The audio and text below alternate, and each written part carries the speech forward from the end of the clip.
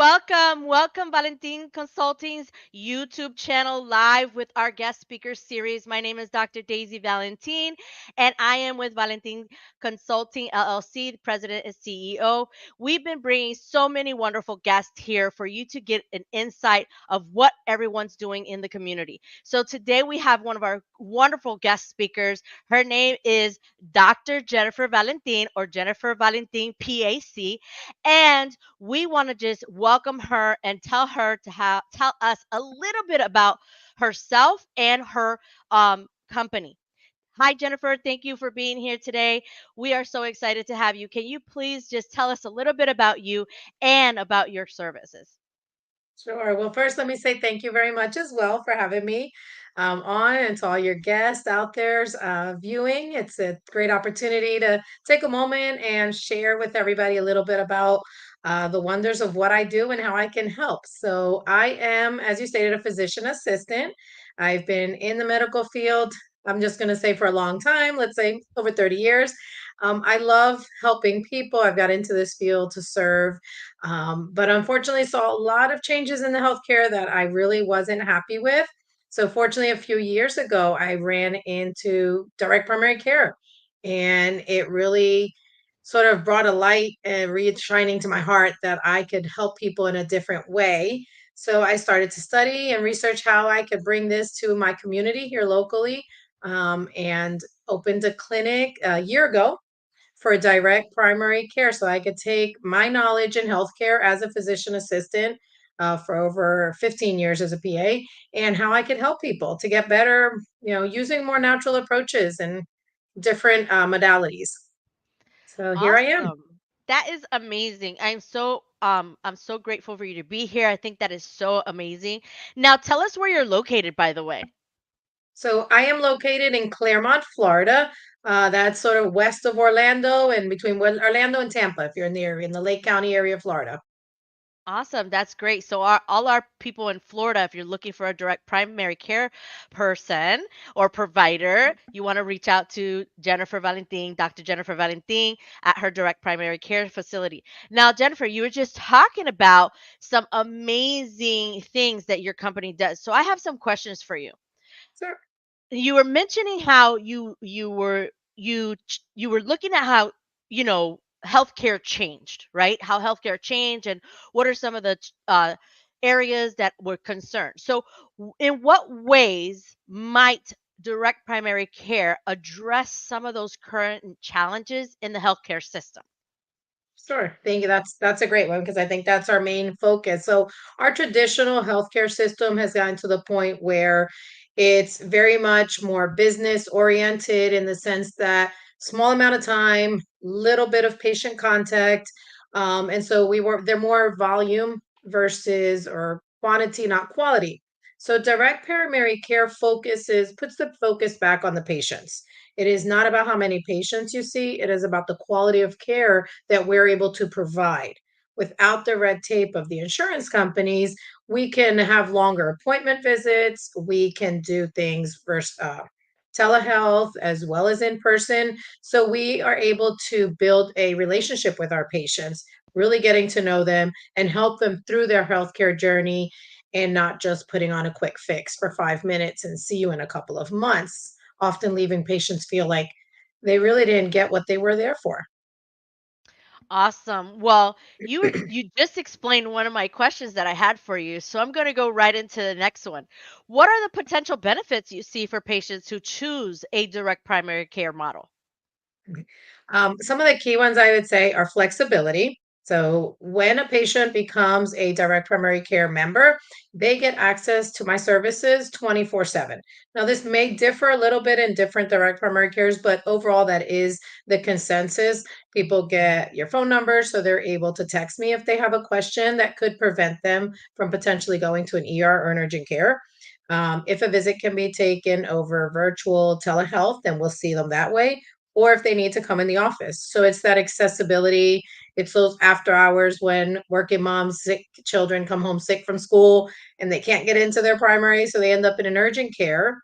And it's just time and money that they don't need to spend. So we're there to eliminate a lot of that unnecessary waste. Now, What factors should individuals consider when deciding if direct primary care is right for them financially? Financially, I think the biggest one of the biggest areas I could say we fit is that in between where patients can't really often afford healthcare because the cost of healthcare services, we're often talking about a couple $100 a month. And for most primary care memberships, it's often, I would say, under $100. And that's giving them unlimited access to most of anything that you could get in the primary care setting. It does also work for patients who have insurance, but in all honesty, just want more flexibility in their choices.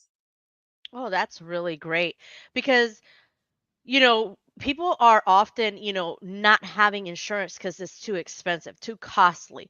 How do you Yes. go about providing them a a particular type of way to pay you? Like what is the way that, makes it different than having insurance or not being able to afford insurance? How does that work? So our process is more like a membership. So it's easy to compare more like a gym membership. So they Mhm. pay a monthly fee. It's they can, some people if they have insurance or they have HSAs accounts, they can use that. Or they, credit card, hopefully not. But if they need, they can use also just regular, paying through as any other regular payment bill, I would say. I'm sorry. And so once you make that monthly payment, that's it.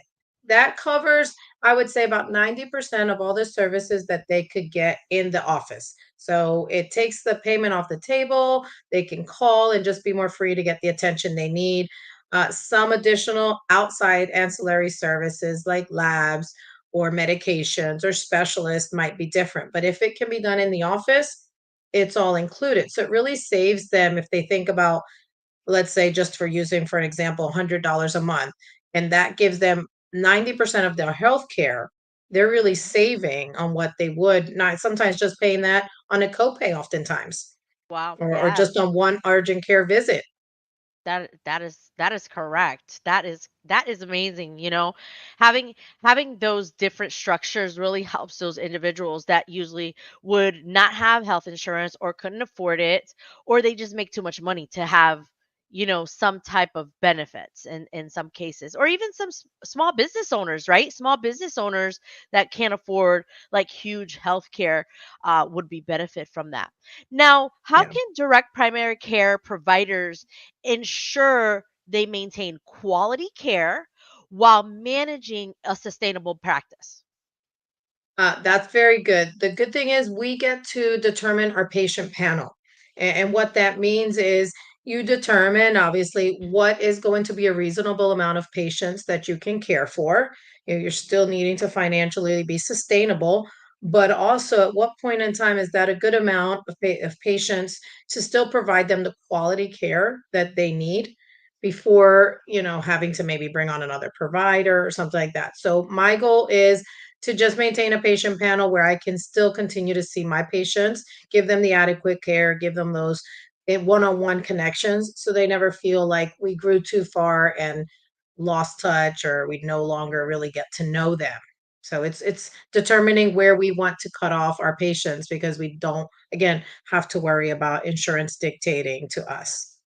Awesome. That is Yeah. really great. Now, I have another question because, you know, people are going to ask this and it's going to be like, what is the concerns or misconceptions do you think people have about direct primary care?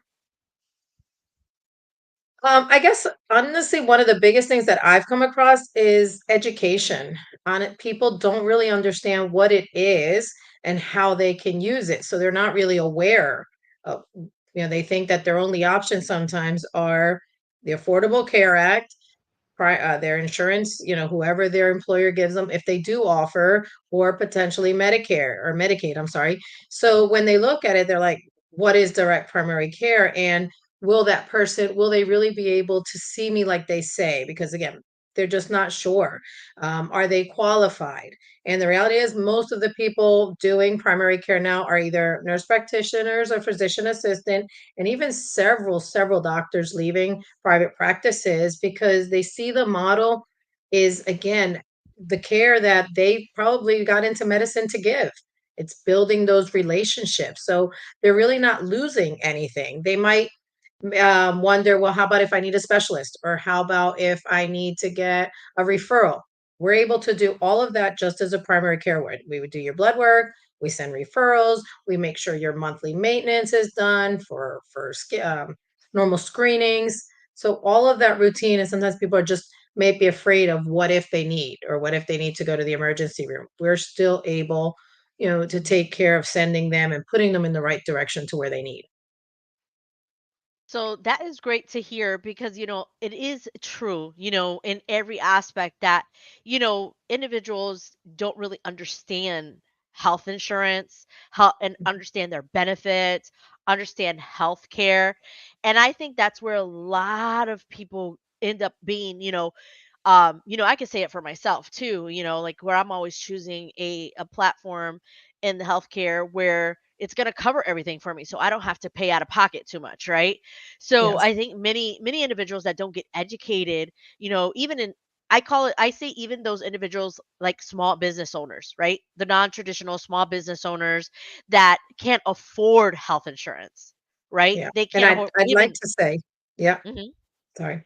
No, I love to jump on that for a second because you said that, and it's a great area that I think is really missed, especially where I live right now in the Claremont. It is a beautiful small community where I call it still small, it's growing, but it is very and there's a lot of care and everybody wants to help each other. There's a lot of service oriented. So we have a lot of small businesses that when I speak to them, they want to provide insurance. They want to help their employees, but unfortunately it's not feasible. They No. can't cover the expense of it. So I love that opportunity. I've given some thought and talked to some local businesses to see how I can help them offer this benefit to their employees, so now they're not paying potentially, let's say, a $500 a month premium. They pay $100 a month for their employee and give them access to something that most small businesses can't. And that peace of mind is just priceless because people often leave jobs for more benefits or more money. If you can Exactly. give them a benefit like healthcare and they have that peace of mind, whether it's for themselves, for a single mother with children, and not knowing how she's going to juggle everything, that I think is just an amazing benefit in general. And it's a service that that employer can give to the community and to their employees. So my goal is to really help those small businesses find a way and how we can work together. And that's absolutely right because it's about building a community, right? And Definitely. if you can help the community better serve their not only the customers that they serve, but also their employees that help Yeah, them with their customers, then that's going to be a win-win, right? Because not only are you saving that business money, but you're also giving something back to the employees that they wouldn't necessarily be leaving that company to find something better, right? And what they don't exactly. realize is that it's even more cost effective. You know what I mean? Yes. It's more cost effective. So that right there just tells me how the relationship between patients and healthcare providers in a DPC model is very impactful, right? That Yes. just goes right into that specific space. Now, we know everything has to do with technology, right? Technology is all in all the worlds here. So, in Yep. what ways can technology enhance the direct primary care experience for both patients and providers? I think one of the key things now is, something we've all found as we're doing now is ability to do things like Zoom and telehealth because again, people's time is, we only have 24 hours in a day. And sometimes it just doesn't seem to be enough. And when a parent, let's say, picks up their child after school and their child says, "Oh, I've been sick all day," how many primary cares are probably open? They're not able to see them, so they may have to go to an urgent care or something. Now they see someone they don't know. Parents probably, especially when it comes to their kids, they like to know that they're working with somebody who knows them, who knows their children. And so having that ability to do a telehealth, there's a lot of apps now on phones where you can have people, check their blood pressure, check vitals, and give you some of that information just as if they were in the office. So using those resources can help a parent get out of a tough situation, or an individual at least to say, okay, we'll get you and see you in the morning. but Hmm. at least they felt like they weren't just left in limbo, wondering what's going on and have their blood pressure rising because they're getting more nervous about what could be. So I think the technology really helps us in that environment. It definitely does. That is really great to hear because many people need to hear that that is available with direct primary care. They probably think that that is something that's just offered with their regular healthcare provider, but even with regular healthcare providers, you don't get that one-on-one touch, right? That one-on-one Not experience. always. You always get different people, and most of the time it's not even the person that you want to speak to, right? That physician, sometimes you have to wait for that physician to return your call. So Yeah. that is really really amazing that that works that way with technology, because technology is not going anywhere. So Yeah. other than us having to go through the computer and do some of those technology items with a patient or with clients or customers, it's really helpful. But like you said, there's plenty of different technology resources, whether it's Zoom, whether it's Google Meets. There's all types of different platforms that really help enhance the opportunity for yourself as a direct primary care provider, and Yeah. for the patients, right? So they don't feel like, oh, I have to physically go there. No, you don't really need to physically go here, Yeah. but there's other ways to help you. But So they then, don't have to go here, but they have connection, and that is very important. And so leading off to what you said, text messaging somebody mhm, or having, a way to just get a quick response, that turnaround time, my turnaround time usually is in they were going to see me one way or another within 24 hours.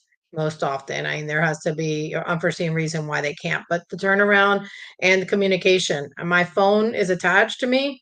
And so I'm able to text them, within a few minutes, a few hours, but they're going to get a response, and that is really something that gives people peace of mind.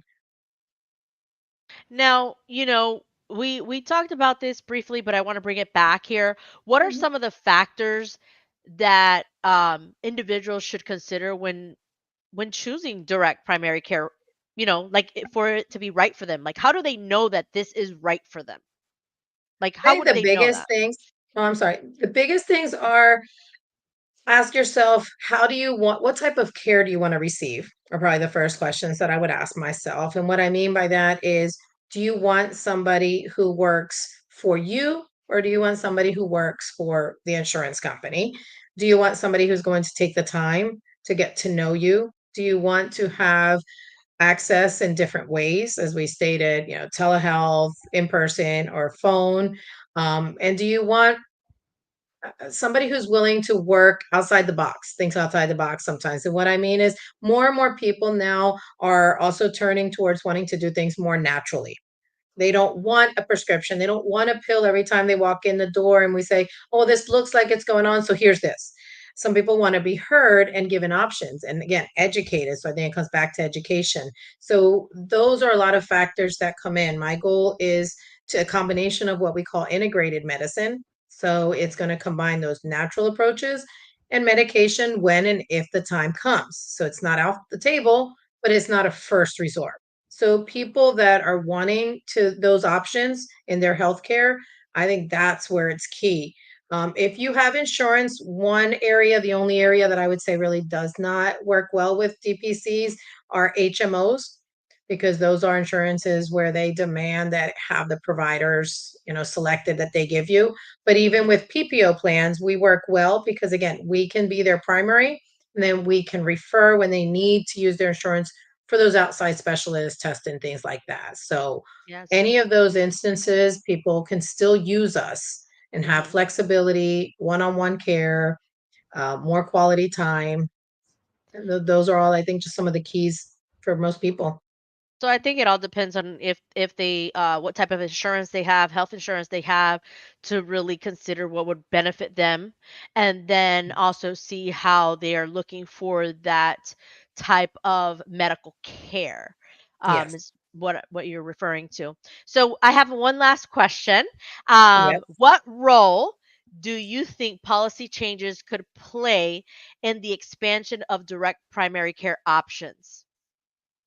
I think some of the biggest, and they are already, we're seeing some of that in the DPC world and in different arenas, is letting people know how, the transparency in healthcare. And the reality is that healthcare, everything is overpriced. Everything is just what insurance companies get billed for what really gets done is just outrageous. So, what direct primary care is trying to do is be transparent. Give people the affordability, show them what they really are paying for, what they're really getting. And we need to, in legislative and in higher in the city governments and all, is let people know this can help small businesses, it can help large businesses. One of the biggest expense in any business is their healthcare plans. So even in large companies, they're paid millions probably in these healthcare insurances, and still what the patient gets is not probably of the best quality. So if we can really be transparent and try to cut and reduce the cost without reducing the quality that patients are getting, that's where I think there's that perfect match. And we need to fight it in the legislature. We need to be aware in our city councils. We need to really educate people on what direct primary care can bring to the table. And we're not here to take insurances away from people that need it in certain ways, but we can combine. And for those in between that can't afford insurance, we're here for you. You're not out there alone. You don't have to go without care, but we need to educate people. And that's we need more education out there for everybody. That's definitely true. And we want everyone to make sure that if they want to reach out to you, Jennifer, that we have placed your website and your phone number in the comments below so that they can reach out to you. You have do you have any specific office hours? I heard that you said it's like a 24-hour care. But if they want to learn more about you, they can reach you through the phone number and the website you provided, correct? Yes, they can go on the website, gives them information, and they can sign in and just say, I'm interested in information. It will send me immediately a link. We can set up a time. My initial consults are free. We can sit and have a one on one again by Zoom or in person and answer any questions you might have. As a member, yes, they get 24/7. As an in office in my site, it's usually an average of an 8 to 2 or 8 to 3 that I'm in the office, but that does change if a member needs me. I come in and um, do what needs to be done. See, and that's why direct primary care should be one of their top priorities. Yeah. If they're in that area, right? If they're in that area and you're looking for a primary care uh, clinic provider, please make sure you reach out to Dr. Jennifer or Jennifer PAC, as I mentioned before, at Superior Healthcare and Health and Wellness DPC. Sorry about that, saying that That's incorrectly. Well, thank you so much for being here. Hello, thank everyone. you. Well, thank you so much also joining us live for exciting guest speaker series on our YouTube channel. Don't miss out on the chance to gain insights from industry leaders just like Dr. Jennifer here, Jennifer PCA, PAC, and innovators. Like and subscribe to get instant notifications for our upcoming sessions and exclusive content. You will not only get inspired, but you will also get educated and learn more. Thank you for being here and have a wonderful day. Bye bye. Thank you. Bye bye.